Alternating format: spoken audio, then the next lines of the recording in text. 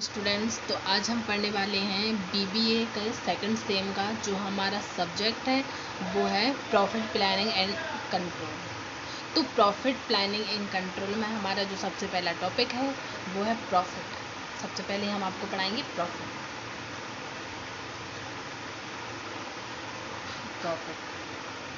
तो सबसे पहले अपन ये देखेंगे कि प्रॉफिट होता क्या है। जैसे सामान्य आमतौर की भाषा में अगर हम किसी से पूछते हैं, अगर हम किसी से भी कोई भी बिजनेसमैन से हम जब डिस्कस करते हैं कि प्रॉफिट क्या है, तो उसका जवाब क्या होगा, जितना हम लगाते हैं, जो हमारी कॉस्ट होती है और जो हमारे लिए आता है, रिटर्न आता है, उसको माइनस करने के बाद जो हमारा बचता है, या वो माइनस में होगा तो लॉस होगा, और अगर वो प्लस में हुआ तो हमारा वो क्या हुआ, प्रॉफिट हुआ। तो लेकिन अकॉर्डिंग टू इकोनॉमिक्स के अनुसार प्रॉफिट क्या है। तो सामान्य आमतौर की भाषा में या हमसे और आपसे भी पूछा जाए तो हमारा और आपका भी आंसर शायद यही होगा कि प्रॉफिट जितना हम लगाएंगे और जितना हमारे पास वापस आएगा। जितनी हमारी कॉस्ट होगी उसके बाद जो हमारा रिटर्न होगा, उसमें से कॉस्ट में से वो रिटर्न माइनस करने के बाद जो हमारा बचेगा, जितना भी हमारा प्लस में बचेगा वो हमारा प्रॉफिट होगा। लेकिन क्वेश्चन क्या आता है कि इकोनॉमिक्स के अनुसार, अब अकॉर्डिंग टू इकोनॉमिक्स प्रॉफिट क्या है। तो प्रॉफिट इज द क्या है, मतलब रिस्क। जो एक बिजनेसमैन होता है जब वो अपनी कॉस्ट लगाने के बाद एक रिस्क उठाता है, उसके बाद जो उसे प्राप्त होता है वो उसका प्रॉफिट है। इकोनॉमिक्स की डेफिनेशन लिखेंगे अपन, profit is the return received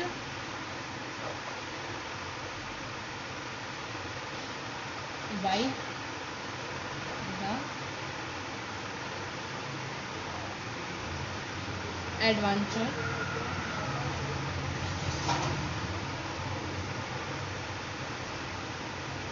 in return for taking risk। क्या है profit economics, according to economics क्या है, profit is the return received by the advantage in receive for taking risk. मतलब जो एक बिजनेसमैन अपने व्यवसाय में जितनी भी लाभ कमाने, प्रॉफिट कमाने के उद्देश्य से जितना भी लगाता है, जितना भी रिस्क उठाता है, उसके बदले में जो उसको प्राप्त होता है वो क्या है, हमारा प्रॉफिट है। अब अपन पढ़ने वाली है टाइप ऑफ प्रॉफिट। तो टाइप्स ऑफ प्रॉफिट पढ़ने वाले हैं।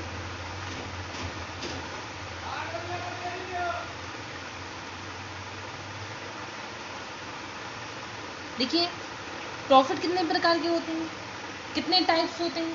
सबसे पहले तो प्रॉफिट 4 प्रकार के होते हैं। यहाँ अपन उसको 4 पार्ट्स में डिवाइड कर लेंगे। तो 3 and 4। तो पहला जो है वो है अर्निंग ऑफ मैनेजमेंट।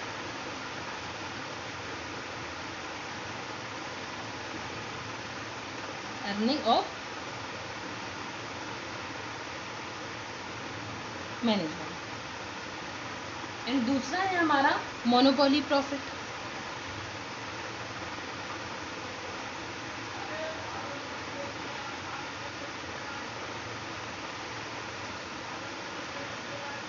नेक्स्ट है हमारा विंडफॉल।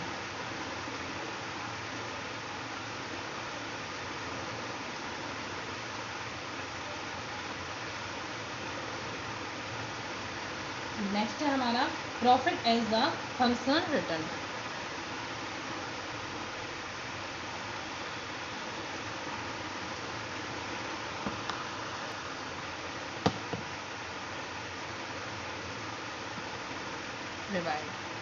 तो ये हमारे टाइप्स ऑफ प्रॉफिट कितने हो गए हैं, 4। पहला है हमारा अर्निंग ऑफ मैनेजमेंट, दूसरा है हमारा मोनोपोली प्रॉफिट, एंड तीसरा है हमारा विंडफॉल प्रॉफिट, एंड लास्ट और चौथा है हमारा profit as a functional reward. Sorry,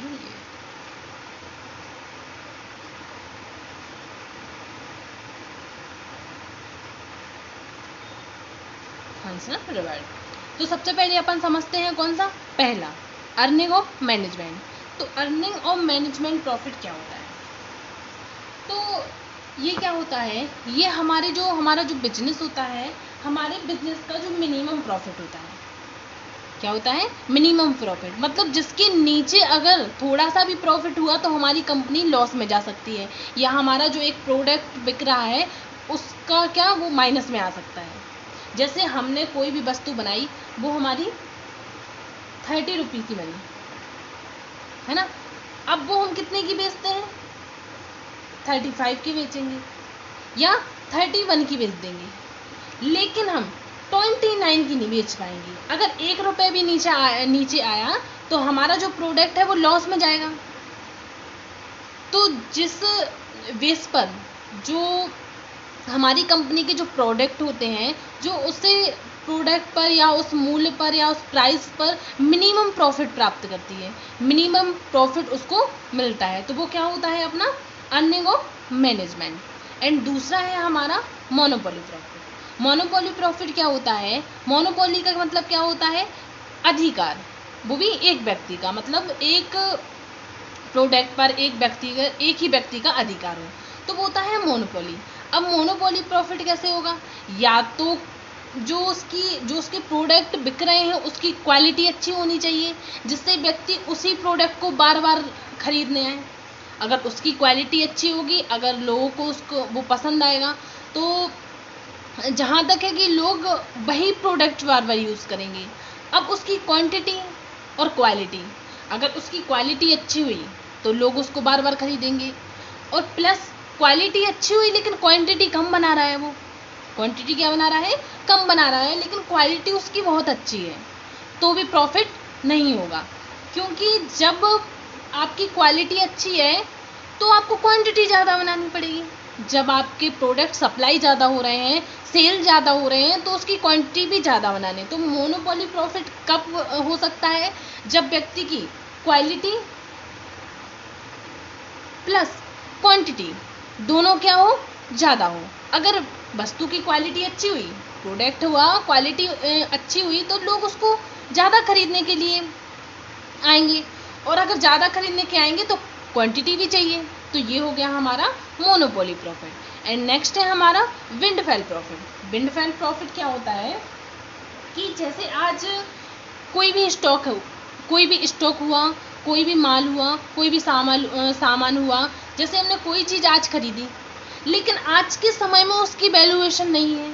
हमने किसी चीज़ को, जैसे हमने कोई स्टॉक मंगाया, हमने 10,000 रुपये का मंगा लिया, आज उसका वैल्यू कुछ नहीं है, आज उसकी वैल्यूएशन क्या नहीं है? कुछ भी नहीं है, लोग उसको पूछ भी नहीं रहे हैं।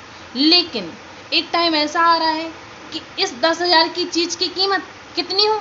1 लाख हो। इस 10,000 की चीज़ की कीमत कितनी हो?